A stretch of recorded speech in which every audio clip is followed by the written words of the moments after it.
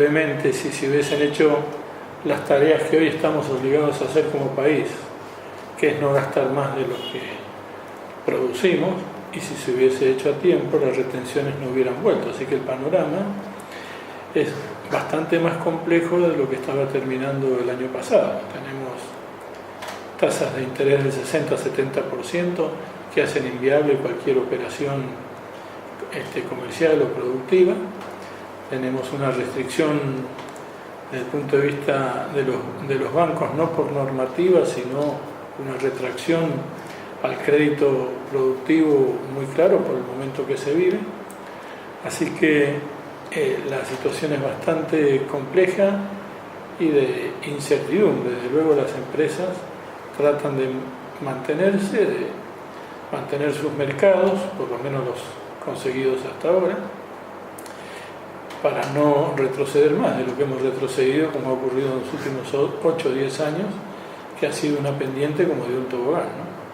El tema del personal, por suerte, todavía no se ha llegado a ese extremo, aunque hay varias empresas que están analizando la situación por el problema de costos. En realidad, cuando uno habla del costo laboral, no habla de lo que el trabajador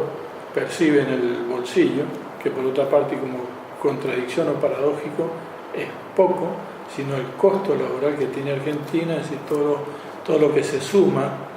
a lo que el trabajador percibe en su bolsillo, que hace que la Argentina sea uno de los países que tiene el costo laboral más alto de la región y probablemente del mundo. Entonces eso pega o golpea fuertemente en términos de competitividad. No somos competitivos, entre otras cosas, por esos motivos. Acá hace falta una reforma laboral sincera, donde se salga de la pelea del gremialismo versus los empresarios y los dos versus el Estado, preservando las fuentes de trabajo, preservando o mejorando lo que el trabajador recibe como remuneración o compensación por su trabajo, pero bajar los costos asociados, las capas que se han ido incorporando durante todos los años últimos, sin que nadie pierda protagonismo, sin que nadie pierda posiciones. Creo que eso es posible siempre y cuando se logren mesas de consenso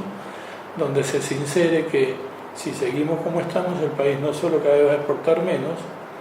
sino que vamos a tener que terminar siendo todos empleados del Estado. Claramente, una devaluación de la magnitud de la que hubo, la primer foto implica que mejora, pero en términos de exportaciones, ¿no? Pero con este nivel de inflación de 40-45%, y la mayoría de nuestros insumos, lo que necesitamos para exportar, dolarizado desde hace muchos años, el impacto de la devaluación es menor, porque nuestros costos se incrementan de la misma manera. Para dar dos ejemplos, combustibles o energía, por ejemplo, sin hablar de los insumos que cada actividad requiere, desde cajas, porque las cajas de cartón, el papel se importa, etcétera, etcétera. Eso por un lado. Y por otro lado, un dólar que respecto a la inflación vuelve a dar signos de atraso cambiario, pero además con el impacto del impuesto de las retenciones. Entonces un dólar hoy día de 37 menos 4 pesos por el impacto del impuesto es un dólar de 32. Aquel de 20 o 21 que estábamos viendo antes de la devaluación, más una inflación de un 40 o 50%, vuelve a ser un empate respecto de hace un año atrás, con lo cual son figuras que confunden en general a todo el mundo, porque la mejora competitiva, más allá de que el tipo de cambio fijo no debe existir como no existe en ningún país del mundo, se logra por otras vías. Lejos de poner retenciones, había que levantar los reintegros a las exportaciones, y es una forma de mejorar competitividad y tiene un costo fiscal, mejorar el tipo de cambio y tiene un costo fiscal bastante menor que el de una devaluación, por un lado, y por otro lado todos los costos asociados a los servicios, por ejemplo el tema de la factura de energía, que entendemos que tiene que haber un sinceramiento, pero ahí hay dos componentes que hay que observar, o tres. Uno es que el IVA de 27% se incrementa al incrementarse las facturas de tal manera que el Estado Nacional recauda bastante más, no solo sincera tarifas, sino que recauda bastante más. Por otro lado, los costos asociados a los municipios, que lo han hecho variable en la factura, hacen que se transformen en costos también inviables de pagar, o la línea PIEDE, el fondo PIEDE o la línea de 500, que aplicada durante un momento y con criterio puede haber sido razonable, pero que nos obliga también a financiar lo que debieran financiar las empresas que invierten en esto. Así que este tipo de componentes son los que hacen que Argentina no sea un país competitivo. Así que esto significa mantener una lucha tratando de explicar día a día, como lo hemos hecho, al gobierno nacional que no nos ve. El gobierno nacional probablemente en su relato tiene claro qué es lo que tiene que hacer, en su ejercicio pareciera que no, o que al interior del país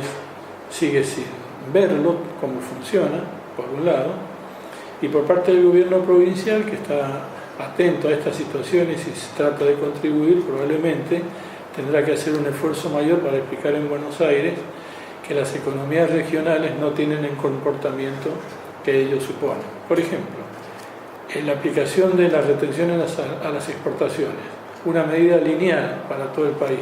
Es un país que está lleno de asimetrías, no es lo mismo porque profundiza las asimetrías, profundiza los problemas que tenemos nosotros. No es lo mismo 4 pesos acá a 1100 kilómetros